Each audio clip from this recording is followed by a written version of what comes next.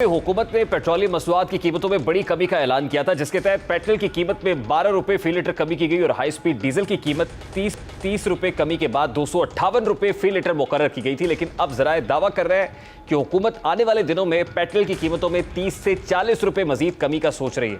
Pakistan petroleum मसनूआत की कीमतें किस तरह कम करेगा, किस तरह मुमकिन बनाएगा, स्टेबल कैसी होंगी, ये बहुत बड़ा सवाल है। इसकी बजाय दो बुनियादी वजूहात दिखाई देती हैं। पहली ये कि आलमी मार्केट में मुसलसल पेट्रोलियम मसनूआत की कीमतों में कमी देखी जा रही है, जिसका फायदा हुकूमत बराह रास्त आवाम को देना चाहती है। गुज़श्ता दिनों भी जब आलमी मंडी में पेट्रोलियम मसनूआत की कीमतों में कमी हुई तो हुकूमत ने ये सारा रिलीफ बराह रास्त आवाम को मुहैया किया। इस दौरान ना तो डीलर मार्जिन को छेड़ा गया, ना ही पेट्रोलियम लेवी की मद में कोई कमी की गई और ना ही पेट्रोलियम कंपनीज के मुनाफे को कम करके आवाम को रिलीफ दिया गया। और इसके बरक्स हुकूमत ने आलमी मंडी में होने वाली कमी का फायदा बराह रास्त आवाम को पहुंचाया है।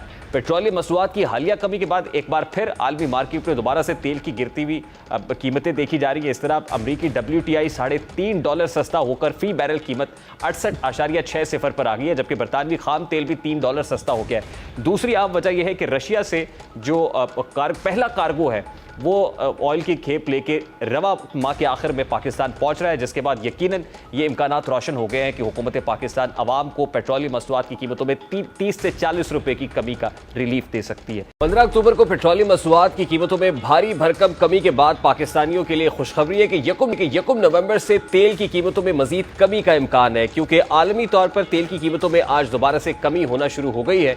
इसी वजह से पाकिस्तान में भी पेट्रोलियम मसनूआत की कीमतों में कमी का इम्कान है। आलमी मार्केट में इस वक्त ब्रेंट क्रूड के मुस्तकबिल के सौदों में $1.66 या 2% फी बैरल कमी हुई है, जिसके बाद ब्रेंट क्रूड की फी बैरल कीमत $88.07 हो गई है।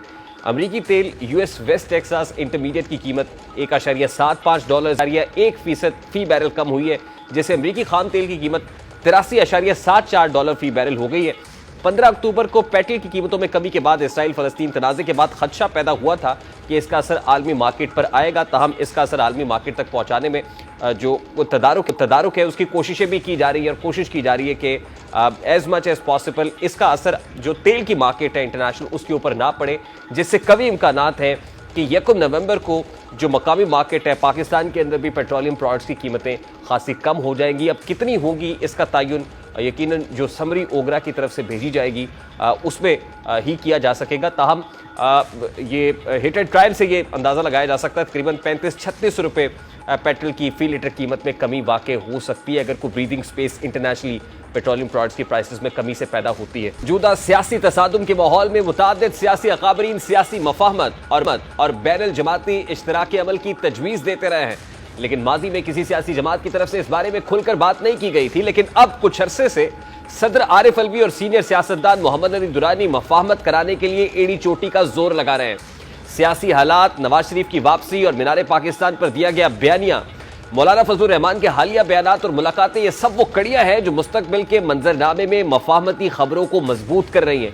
गुज़श्ता रोज़ अहम मुलाकातें हुई। एक मुलाकात में मोहम्मद अली दुरानी की मौलाना फजलुर रहमान से ये मुलाकात और मोहम्मद अली दुरानी की दूसरी तरफ जो मुलाकात है वो कुछ और सियासी अकाबरीन से, फिर साबिक सदर आसिफ अली जरदारी और मौलाना फजलुर रहमान की मुलाकात, मोहम्मद अली दुरानी और PDM सरबराह के दरमियान होने वाली मुलाकात के बारे में जो एलामिया जारी किया गया उसमें तो ये बताया गया कि मोहम्मद अली दुरानी की मौलाना फजलुर रहमान से मुलाकात हुई। उन्होंने मौलाना फजलुर रहमान से उनकी खुशदामन के इंतकाल पर ताज़ियत की और मुलाकात में मुल्की सियासी सूरत हाल, आइंदा के इंतखाबात समेत दीगर अमूर पर गुफ्तगू हुई। लेकिन ये असल कहानी नहीं है।